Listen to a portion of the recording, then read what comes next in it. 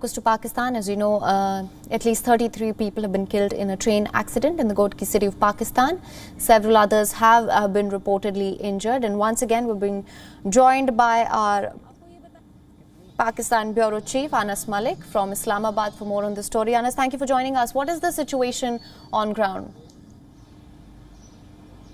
Well, absolutely, there was a catastrophe earlier in the morning, about 8 hours since we saw this accident in Dherki between two railway stations. A train had overturned, and then 8 of its bogies had basically overturned, and then another train that was incoming from Punjab to Karachi that collided with that very train that was on that up track, leading to at least 33 people being killed. In fact, 35 people being killed. That has been confirmed by the Deputy Commissioner.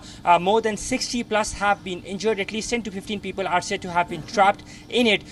This is a catastrophe by and large, because whenever we see a train being coming to a halt, passengers usually go out on towards the end of the train, or towards the window compartments, or towards the door as well. So therefore, the loss of human lives is much more greater.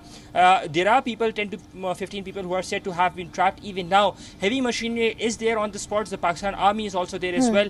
At least two helicopters are taking part in the rescue operations. People have been shifted to multiple hospitals. There are about 10 to 15 people who are critical as well, and another 10 to 15 people who are there in those very bogies who are still trapped, and heavy machinery including cutters are being used to rescue them out of that very place. The Pakistani Prime Minister has taken notice of the incident. The Railway Minister is also currently dashing off to the very venue, and as we speak, the rescue operations are currently ongoing. Yes, Him. Right.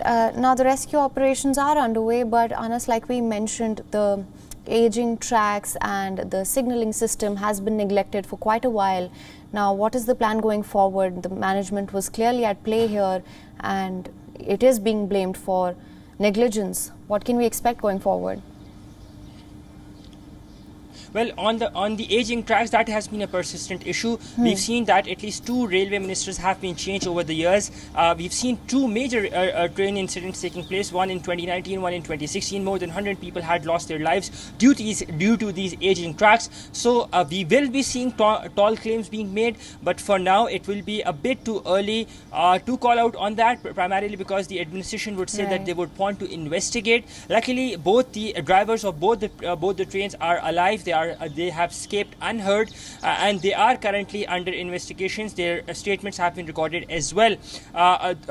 Train travel in Karachi, in Pakistan, is being used by the masses by and large. But the system that is in place, that needs to be upgraded. And in the recent China-Pakistan Economic Corridor, that the partnership that is being done, a new railway line or track is being laid. It's called the ML1. That would be running all the way from Peshawar to Karachi. That would be about 1900 kilometers. So efforts are being made, but for now, as we speak, this heinous incident that has taken place, this catastrophic incident that has taken place, that has resulted in the loss of about 30 plus people, rescue operations for that are currently ongoing. Yes, Him. All right, Anas, thank you so much for joining us with all the updates on that.